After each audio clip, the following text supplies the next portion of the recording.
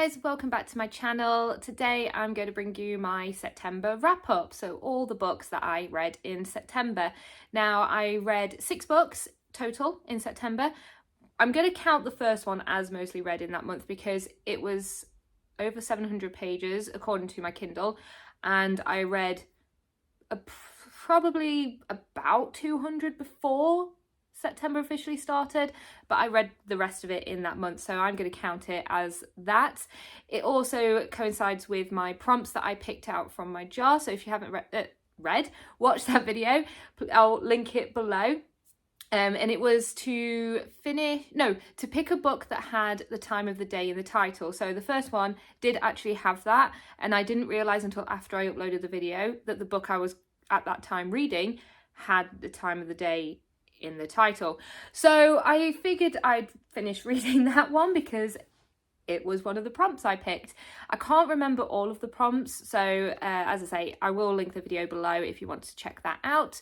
It was my first time of actually picking books based on prompts. Normally I am a pick what I feel like in the moment kind of reader.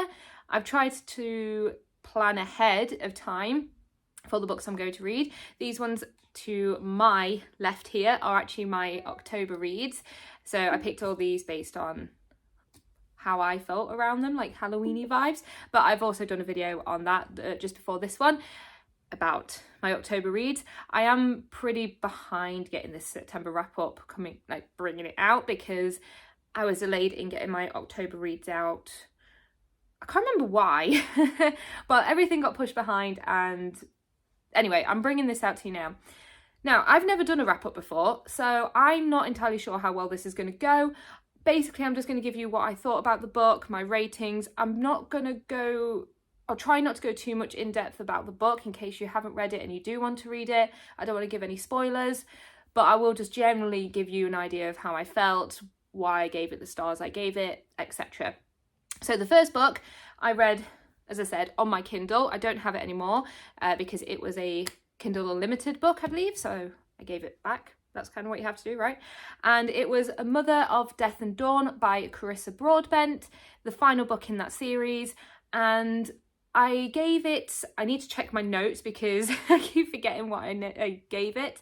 I gave it 4 stars. Amazing story. I really, really thoroughly enjoyed all 3 books. They were really, really good. I just love that it had magic. I love that it had fighting. I love that it had a variety of different kind of relationships between the characters as well. I love that it had different kind of ethnicities of characters, I guess. It was just really, really good. The reason I gave it 4 stars though, which is a very high rating, this is all out of 5, is because I didn't find myself reeling after I read it. I didn't find myself itching to get back home to finish the book. There was definitely moments in it where I was like, okay, I need to just carry on because I need to know the next bit. But overall, I wasn't addicted. Certain books, if I find that I'm at work and I'm thinking about that book, they are a good book to me. Like a really, really good book. This one was a good book, but I did enjoy it. I loved her writing. Her writing was really, really good. I do actually have The Serpents and the Wings of Night on my Kindle that I have yet to read. I've had that book on there for months now, not got around to reading it, so I am looking forward to that now that I have read this other series by her. Her writing is brilliant. Love the characters, love the development of them as well. Just wasn't quite a 5-star for me, but would highly recommend you guys read it. So that was a 4 stars. Hope that made sense. The next book I read was by Emily McIntyre, and that is Hooked. I had seen this floating around on like BookTok, BookTube, just everywhere really. Had no idea what it was about. Had I known, would I have picked it up? I don't know that I would have beforehand, but after reading it, I'm glad I read it.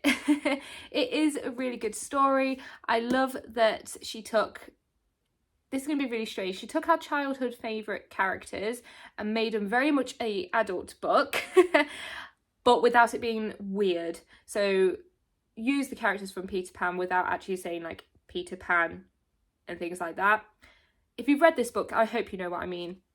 Did not expect the level of spice in this book. I don't know why. I kind of feel like the cover can give it away of how spicy this book is going to be. I knew it had some in it, but I didn't realise just how much and how detailed it was. But overall, I really did enjoy the story. I thought it was great.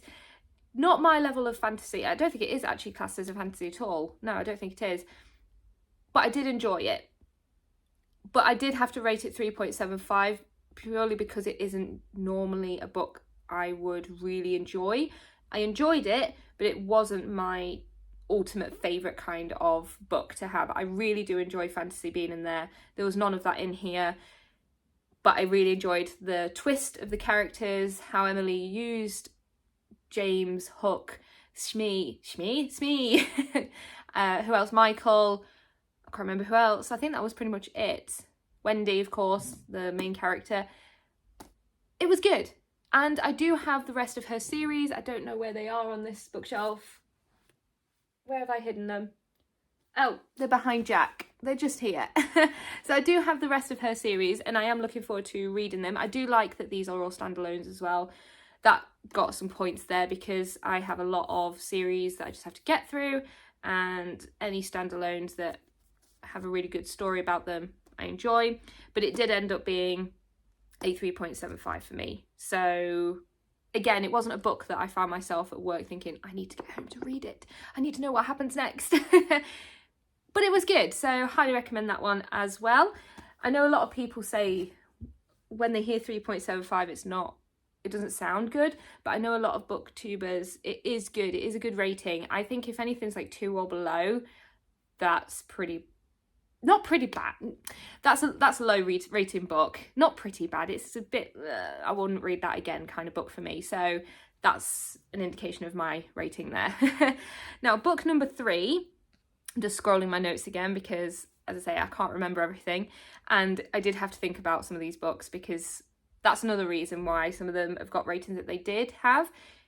The story didn't stick with me. So if I don't remember it very well, which this next one I really struggled to actually remember what happened, it did get a lower rating. So the next one is actually a YA book, which I do tend to read some YA. I do have some on my shelves. There's some down here that are YA. I've got loads that I read on my other bookshelf of my read books. So I do enjoy YA. There are certain ones that, they're not quite for me. This one was kind of one of them, but I only paid 20p for it, so I can't really complain.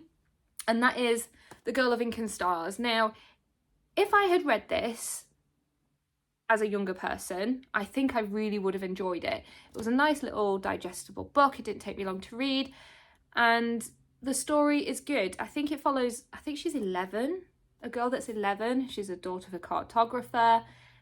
There's a weird leader hiding secrets. Then there's some demon that I remember. I can't remember the story fully. And it did have a few twists and turns. But overall, again, it was a book that I didn't find myself itching to pick up and keep reading.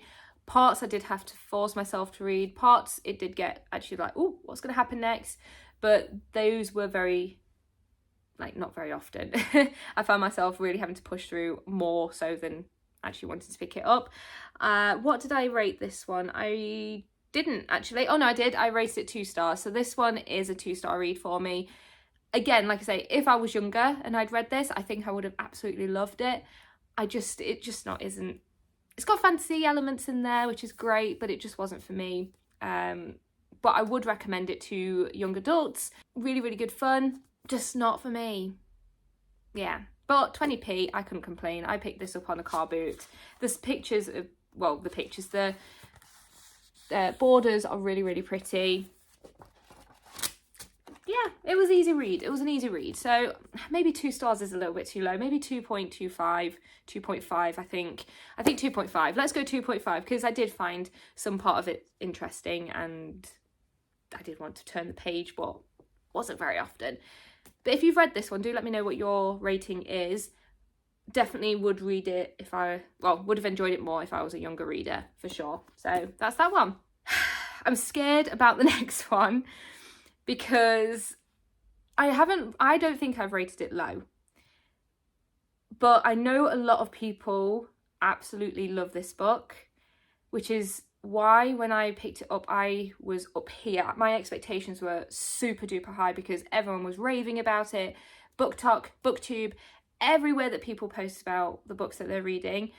This one really, really had a big hype. So I was super duper excited about it. And I'm just going to get straight into it, I guess. So the book is Once Upon a Broken Heart. I enjoyed this book. I rated it 4 stars. That's how much I enjoyed this book. But at the same time, I don't remember most of it. I don't remember all that happened. I do know I love Jax. Jax seems like he's going to be a really, really good character, so I am looking forward to reading the next book. I do have it on my shelf, also behind Jax there. There we go. So Ballad of Never After is ready, and I believe the 3rd book comes out actually back end of this month. So I want to read that one next month probably, so I can catch up a little bit. Okay, so I think it was just because of the hype. People really did make me think this was going to be a book that I was going to be reeling from, that I couldn't wait to pick back up to finish off the story, that it was going to be my life for however long after I'd read it. It didn't end up being like that for me. It just ended up being a really, really good book. I really enjoyed the story. Like I say, I'm struggling to remember too much about what happens, but that's because I did get a highly rated book at the end of the month, so that one kind of took over. But I did like it. It was good fun, interesting kind of twist on using the tarot cards as characters. I thought that was really fun. Some bits I did get a little bit confused, but once I thought about it, I was like, okay, now I get it. It was good. I enjoyed it. So 4 stars for me. Please don't hate me. I know a lot of people rate this 4.5, 4.75, 5 stars. It was a 4 for me. It was good fun though. I will tell everyone to pick up this book if you are into fantasy. One thing I did like about this as well, actually, was that the pages where they had like the little newspaper articles or the letters written to each other. Where's the letter?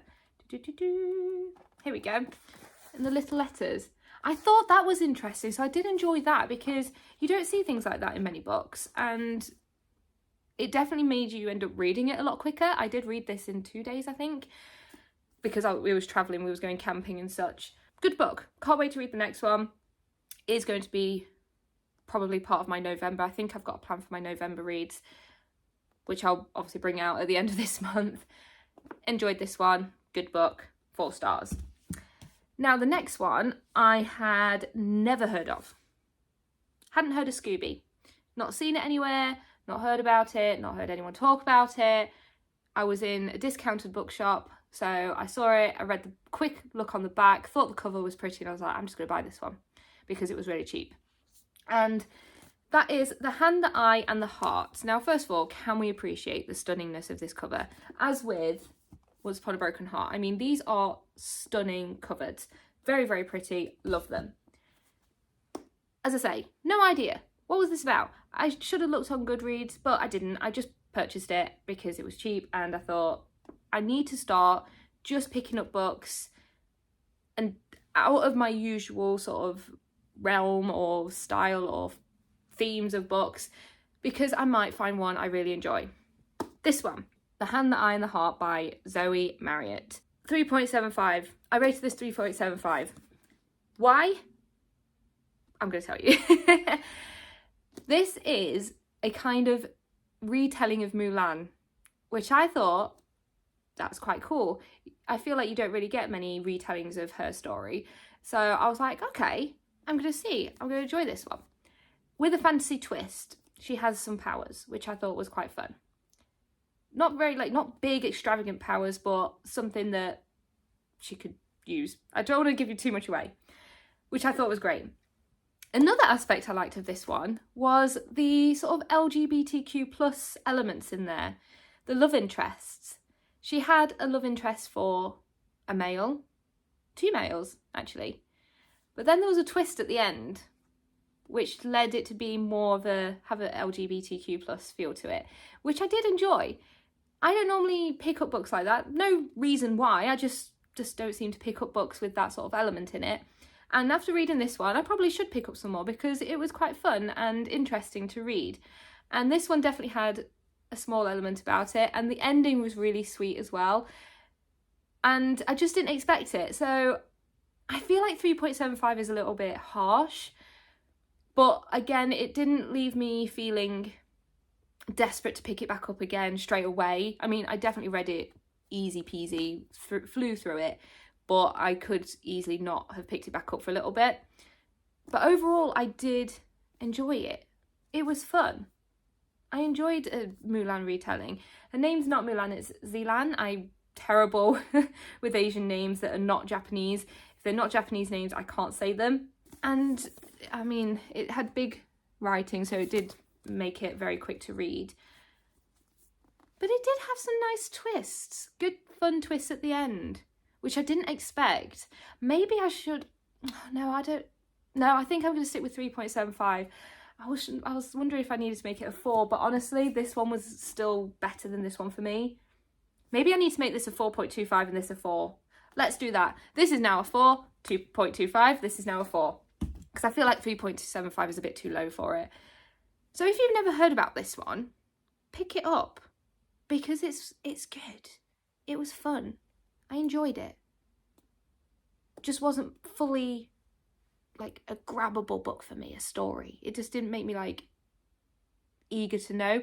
Probably because it had the Mulan sort of retelling, so you kind of maybe had an idea of where it was going to go. That probably is what made it not a hold me tight kind of book. But it was fun, so please pick up this book if you've not read it. If you've not heard about it, here's your notice of this book. Really good fun. Pick it up. Okay, I need some tea. Hold on. I realise my ratings are not, or reviews are not the best, but I'm giving you my honest opinions and what I thought about them. And this last book, I feel like everyone knows about this book. The hype lived up to this book. It wasn't on my TBR for September. It wasn't one I picked, but I couldn't wait any longer. I needed to pick it up. And I said to myself, if I read all my TBR that I picked up for September, I'm allowed to read it. With saying that, I did have a prompt to finish off a DNF book, and I do have that, hold on, in front of me, 1 second. So I did have a DNF book that I was supposed to have finished, and it was Philip Pullman. Now, I did read quite a lot of this. I had, how much did I have left? Just under 3/4. So I've only got about a quarter left. So I have tried to finish that, but I couldn't resist picking up this book anymore. So I will be trying to finish this very, very soon. But this one, and I feel like as soon as I pick it up, everyone who has read this book is going to go, yes.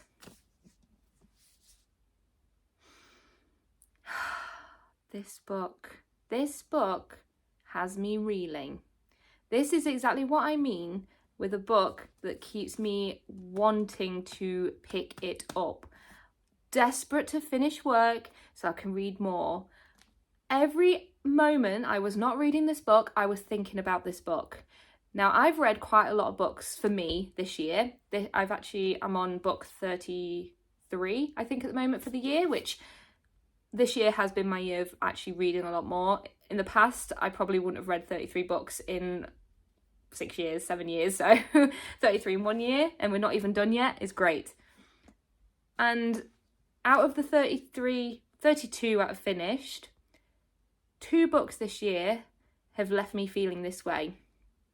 This one is the second book, and the first one was Sky of House and Breath from the Crescent City series. So this one isn't rated a 5 stars. Oh, no. This is rated as 6 stars. 10. I'm going to make it a 10 star just for this book alone because it's amazing. As is Sky of House and Breath. That one definitely got a 6, 10 star rating for me as well. This has become my life now. ACOTAR was my life like personally, they were my personality. I tried not to put out that kind of personality too much with all my friends. Mostly my fiance gets to enjoy all of that, and I'm desperate for him to read this. I keep saying, have you read it yet? And he went, no. And like, you need to pick this up. Xaden is the bookish boyfriend we all need. Oh, he is amazing. The dragons. I'm so obsessed. I actually want a dragon tattoo now. That's how obsessed I've become. It's amazing. It's literary art. It was so good. I stayed up late on a school night, aka a work night, just so I could finish this. But I was so sad when I did, because I was like, I need to know more. I need to know. Now I have pre-ordered the next one. Unfortunately, I did miss out on pre-ordering the Waterstones exclusive edition.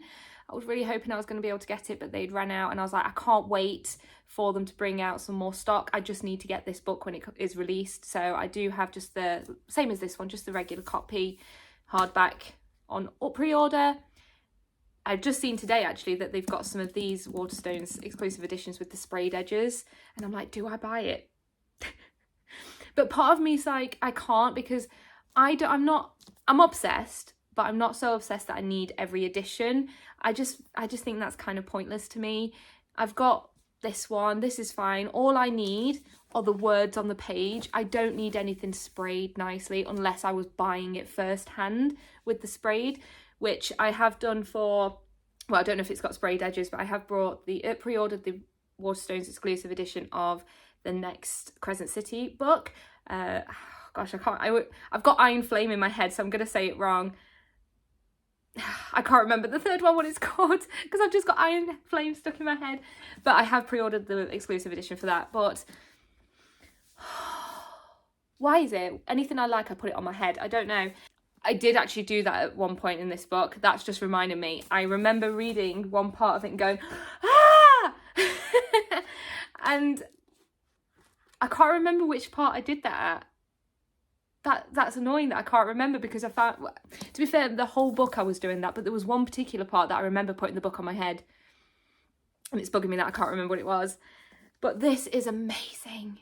Now, I know most avid readers who are into fantasy, you have read this book, so you know. I have seen some people that weren't as highly rated as I am with this book, and that is absolutely fine. Everyone is allowed their opinion.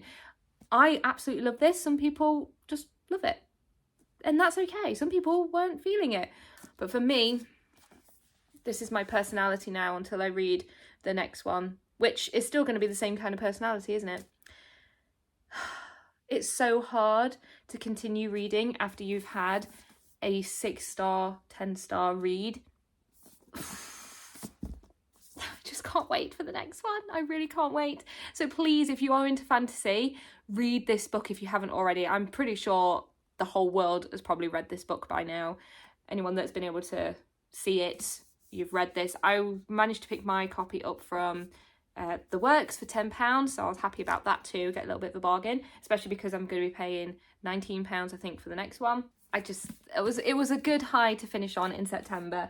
I'm just so glad I picked it up, and I'm glad I read it this late as well, because it means I only have to wait just over a month until the next one. So that is my September wrap up. I hope you enjoyed that. As I say, I'm hoping the more I do this, the better I'll get at actually giving you guys a wrap up. I just know if I like or don't like a book. I can't always say why. I know that a lot of people are really good at remembering the stories, but I'm not always really good at remembering that unless it grips me like Fourth Wing did. But it was so good. It was a good month overall. I enjoyed the books I read in September.